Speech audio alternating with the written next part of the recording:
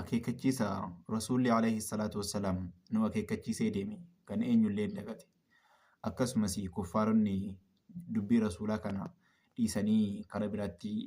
yeroo baay'ee hiikanu insha Allah biidhinillahi ta'ala arra deebiitti kenna jedhee yaada.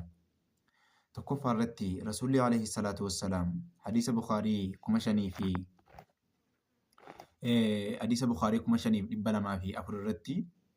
akkana jechuun dubbate. لا يجلد أحدكم امرأته جلد العبد نمني توكو أكا هذا مناسان تمني أكا غربيتش ساتمتي هذا مناسا كان تمني جري رسول صلى الله عليه وسلم أكي كتشي ستكني جرا أكي كتشي رسول صلى الله عليه وسلم اتكني توكفاني هذا مناسا ركوتو دابورا أكا ركني هذا مناكي أكا غربيتش كي ركوتو يوكان مو يرو نمو جتاكي غافد تيارتك ركوتو هذا مناكي ركني جري رسول صلى الله عليه وسلم دبات akkasumas rasuulli sallallahu alaihi wasallam gaafa hajjatal wadaa'i kun immoo xabarii yaani tafsiira xabarii mujallada lammaffaa fuula 392 irratti rasuulli sallallahu alaihi wasallam akkana jedhe ittaqullaha fin nisaa haadha manaa keessan keessatti waa'ee haadha manaa keessan keessatti rabbi sodaadhaa isii tiksa isiidhaaf laphee baadhaa jechuudha rasuulli sallallahu alaihi wasallam waa'ee haadha manaa keessan keessatti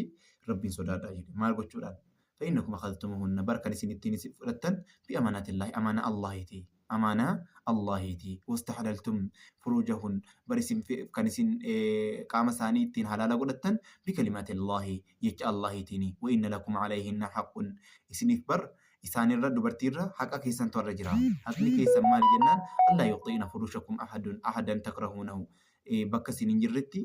isin hin jirretti dhiira biraa yookaan immoo firaasha keessan irra fiduudha yookaan bakka waan isin silaa argattan sana dhiira biraa argachiisuu dhabuudha jedhee rasuulli alayhi salaatu wassalaam dubbate fa'in fa'alna dhaalik yoo waan kana hojjette maal jedha fadribuhunna yoo isin dhiira biraa bakka isin hin jirretti fiddee maal jedha fadribuhunna sii rukutaa darban ghayra mubarrah dha'icha maal hin taane dha'icha isin miine jedhe dha'icha isin miine jedhanii dha'icha isa ilaalessine jedhanii rasuulli sallallahu alaihi wasallam dubbatan kuni maal jedhin dha'icha akkamiiti jennee gaafa ilaallu ibnu abbaas gaafatamee ture waan kanaaf ما الضرب غير مبرح ضرب الغير مبرح لا يتشي مين يجتم مال جنة قال السواك وشبهه سواك الكان كيتين سواك التاجرتون أكسمس يوكان مو مرتان بلغوتي دلن سوكي أغرسي سودا جلن رسول الله عليه الصلاة والسلام كان فود برتي أكا غربتي وفي دوتي نمني توكو هذا مناسا ركوتو ركي جرا يا أبولي ينكي درا وان كريستيانون دبتانوف كاناف ديبي كنوفان dhufe yeroo baay'ee kiristaanonni dubartii